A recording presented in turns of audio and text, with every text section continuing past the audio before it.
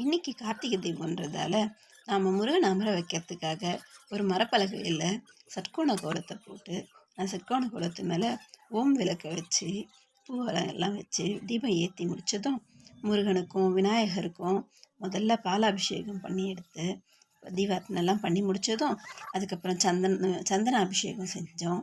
சந்தன அபிஷேகம் பண்ணி அதுக்கும் தீபார்த்தனை பண்ணிவிட்டு அதுக்கப்புறம் பன்னீர் அபிஷேகம் செஞ்சு அதுக்கும் தீபார்த்தனை பண்ணி முடிச்சுட்டு அதுக்கப்புறமா முருகனுக்கு நம்மளால் முடிஞ்ச அளவுக்கு சந்தனம் குங்குமம் எல்லாம் வச்சு அலங்காரம் பண்ணி பூவால் அலங்காரம் பண்ணி அவருக்கு பூஜை செய்கிறதுக்கு எல்லாம் ரெடி பண்ணி வச்சுட்டு அதுக்கப்புறமா நம்ம கந்தசஷ்டி கவசம் படிக்கணும். இன்னைக்கு கிருத்திகன்றதால கந்தசஷ்டி படிக்கிறது இன்னும் ரொம்ப விசேஷமான விஷயம்.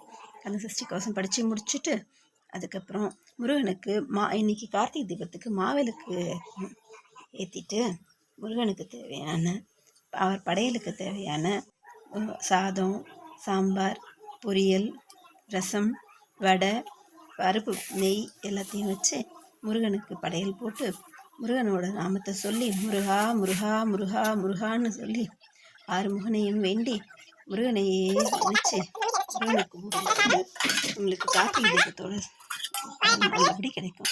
அதுக்கப்புறம் இன்னைக்கு கார்த்திகை தீபத்துக்கு எல்லாரும் மாவிளக்கு போடுறது ரொம்ப விசேஷமான விஷயம்.